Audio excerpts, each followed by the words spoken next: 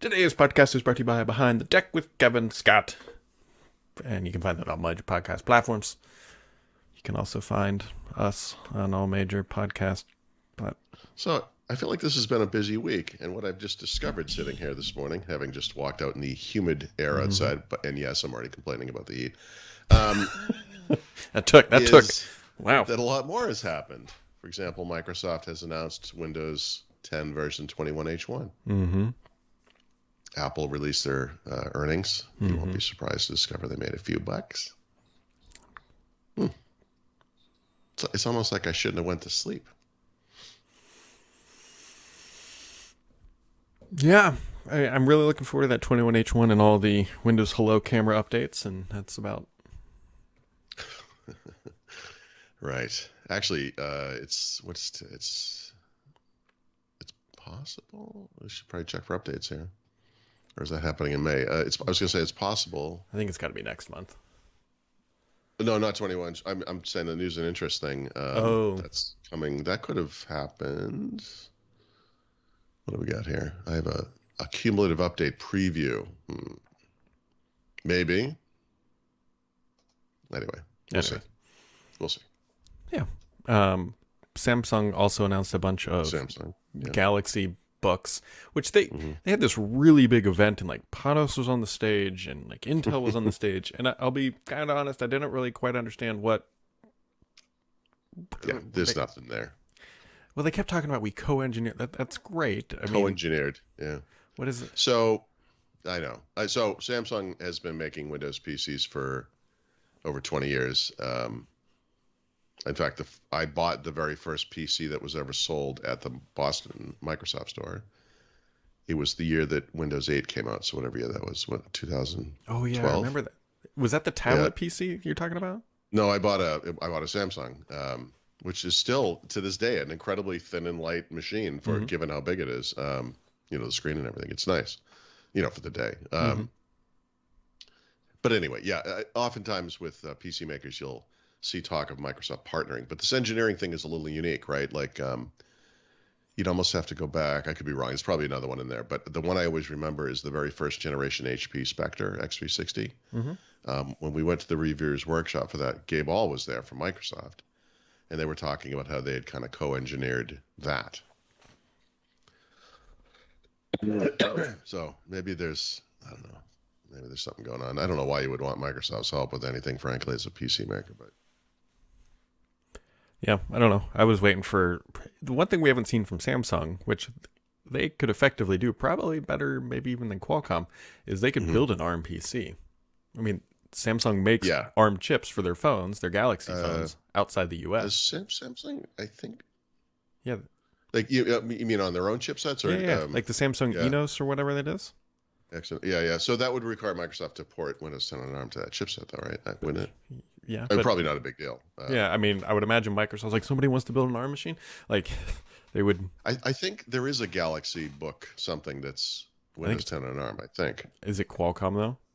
Oh, of course. Yeah, they all are. They have to be right now. Yeah. I mean, yeah. Anyway, so, the machines look nice. Like, I'm not trying to, like, dog on the machines. Like, they look really nice. Really nice. You know what they remind me of? I don't know if you're familiar with these computers, but there's something called an LG Gram. Yeah. They're really. There are 13. There's 13, 14, and 15-inch versions, and they're notable for how they seem so light. There's like, is there anything inside this? And I've not picked up one of these new Samsung Book Pros or whatever they're called, but they seem to have that type of impact. Like super thin, super light.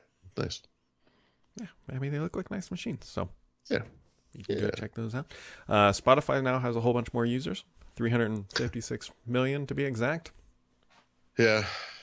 Oddly, they kind of missed their quarter-over-quarter growth number for users, but year-over-year, it's unbelievable. Thanks, pandemic. As always, I don't know what to say about Spotify. They're about to raise prices.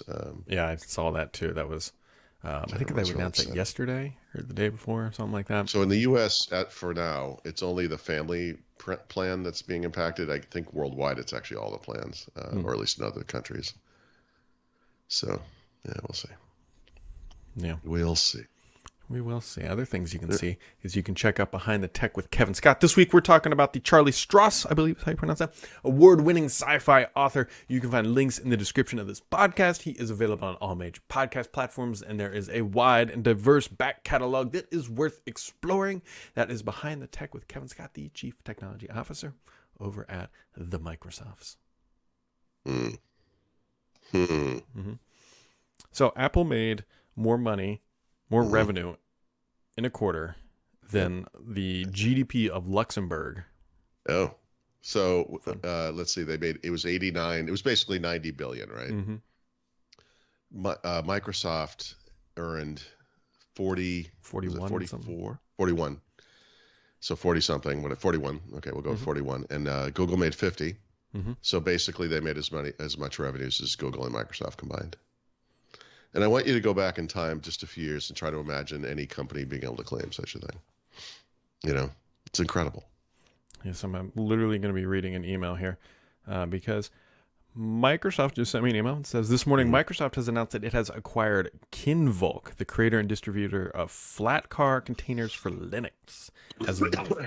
I've also received this email. As well as the Locomotive and Spectre gadget projects. The acquisition was announced by Microsoft CVP Brendan Burns. A lot of words in there I'm not familiar with. Brendan is one of them. Locomotive with a K, Inspector with a K, Flat Car Container Linux, Kinvolk. Honestly, I have no idea what they're talking about. I'm sure it's very exciting. But it does say that Kinvolk has a rich history in open source. Well, I don't think they would come out in the blog post and be like, yeah, these folks were kind of the dogs of the industry. Yeah, they were slackers. We saved them from certain demise. Like, their kids beat mine in soccer, so I agreed to buy their company. Like, I don't think they would have come out with that. But anyways, Apple sold a whole bunch of iPhones, whole bunch of everything. I mean, their services revenue was up pretty significant. So I have not. I've only looked at the high level on this. I need to dive into it. Do you have any? One of the big things you look at with Apple these days is how well they're diversifying against the iPhone. Yeah. So the iPhone historically has been anywhere from 60 to even 80% of their revenues. I mean, obviously, like, what were the iPhone revenues? Do you know? Hold on. I was easily look it up myself. Yeah. I don't know. I don't off the top of my head, because I literally searched on Bing CNBC Apple results, and what do I get? Apple announces 1 billion North Carolina campus, stock market analysis on the App Store. Let's try this on Google.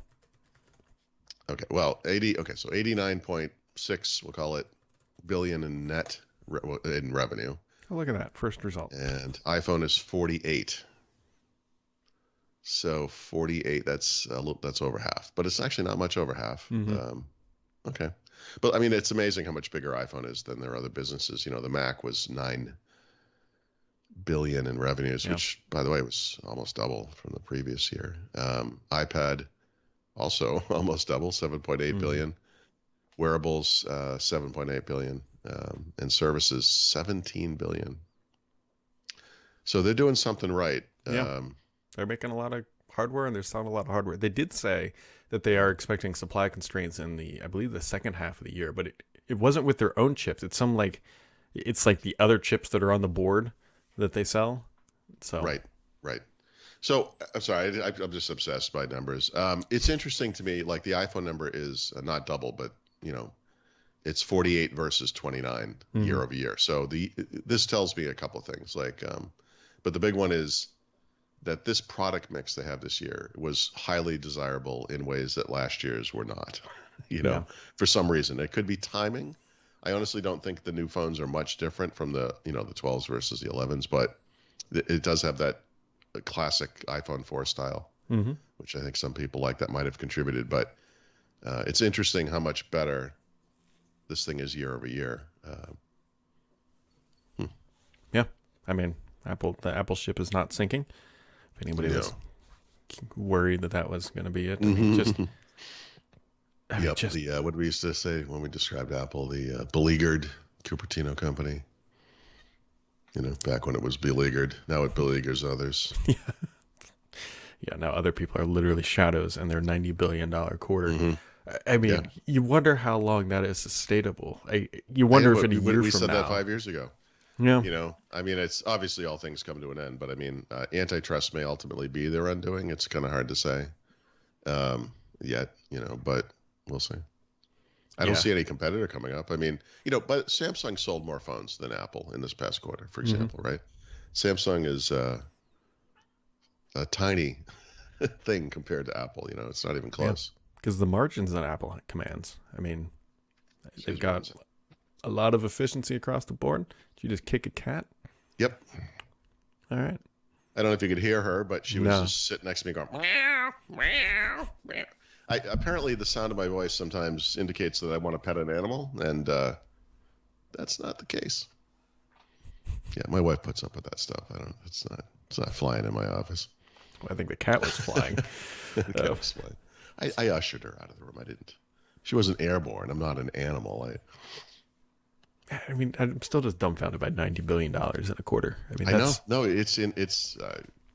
Look, I guarantee you, I wrote an article a year or two or three or whatever ago where I wrote something about that very thing. It's like it's incomprehensible. Like it doesn't. There's nothing to equate it to. We just talked about Microsoft, right? 40, what is it, 41 billion, whatever it was. Incredible quarter, right? Incredible year-over-year growth. And then Google made 50, right? Yeah. Okay, benefiting from the pandemic, sure. Apple made 90. Yeah. My God. And the thing is like obviously we know Microsoft a lot better than Apple, but Apple's not a complex company. They don't have a lot of like product. I mean, they've got like a handful of them They make compared a lot to of Microsoft. decisions that I think people would say categorically and objectively are wrong. Yeah. Why have they not brought touch to Macs? Blah blah blah. We could go on and on and on about all the things they don't do, or do wrong, whatever. It doesn't matter. Yeah, Doesn't matter what we think. It They're really doing something right. It really doesn't. Like bring a touchscreen to Mac. Yeah, it would be great. And Apple Why? making $90 billion in a quarter says completely that we are absolutely wrong in that exactly. assumption. Right. Yep. No, there's no, like I said, there's no explaining it. You can ponder it all day long. There's no point where you're like, oh, okay, that makes sense. Mm-hmm. They're just an economic miracle. Yep. Other miracles include Behind the Tech with Kevin Scott. You can find that on all major podcast platforms. And we'll catch all of you right back here tomorrow on Apple Makes a Lot of Money Daily. Right. They made $1 billion during this podcast. Yeah, they kind of did.